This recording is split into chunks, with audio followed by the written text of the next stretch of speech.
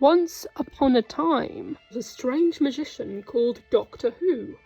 He was a strange, crotchety old man who lived in a magic box and travelled from forest to forest, stealing from the rich and giving to the poor. Along with him is his merry band of companions, Maid Clara, Strax the miller's son, Friar Bill, Madame Vastra, a lizard woman from the dawn of time, and her wife, Jenny. Last but not least, of course, there was little Nardole, Doctor Who's sidekick, best friend, and comic relief. Today, word had reached Doctor Who that the villainous sheriff known as the Mistress, or Missy to her friends, / frenemies, was going to be holding a tournament to find the best chef of fish fingers and custard in the land. Doctor Who knew that this was a trap for him, so he didn't respond. However, when Doctor Who and his merry companions went to sleep, in the night, Maid Clara was kidnapped. Although Doctor Who knew this must be a trap to lure him into the castle, he also knew that it was his duty to rescue Clara.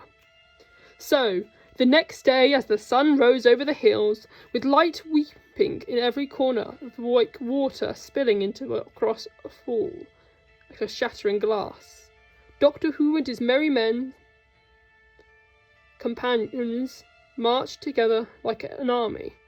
But instead of spreading death, violence and hate, they left nothing but optimism, euphoria and joy in their wake. They gathered their allies, a pair of Drashigs joined up, even the Hot Pyleen brothers joined as a band of children danced and sang with them, as they strolled gleefully to the castle, savouring every moment of each other's company before the great battle. Soon the sun set, and when day broke again, the war of words would begin. The castle was completely unfathomable. One might say it was dimensionally transcendental.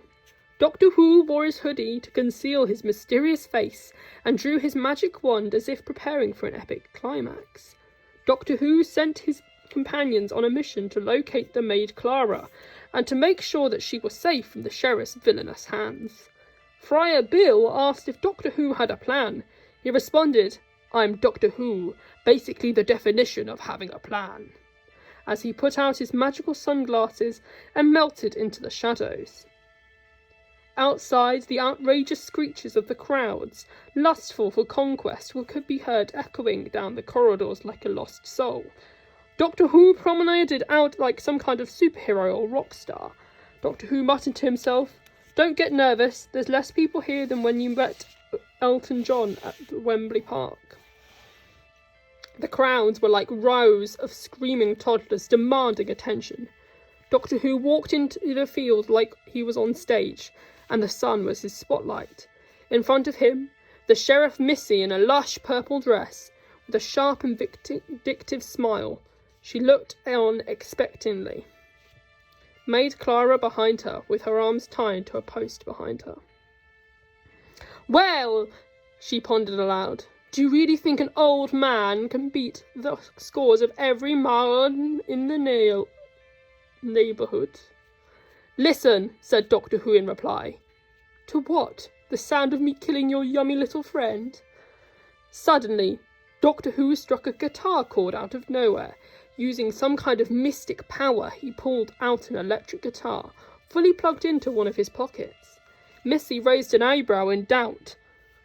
Doctor Who struck another chord, before stringing a wistful, winsome melody, which drew the guards and the crowd into a deep slumber, leaving Missy defenceless as Doctor Who and his extended band of merry companions prevented Missy from escaping. Madame Vastra and Jenny pounced from above, with swords which attacked both sides of Missy's chest. The nefarious sheriff was trapped. "I can't believe this! I was beaten by a potato and an egg!" Then, once Clara was freed, she hit Missy over the head with a wooden pole which she'd been tied to, and knocked Missy unconscious. "You know, after all that," interrupted little Nardole at last, "I think we've earned a visit to the local tavern for a drink." "You're right.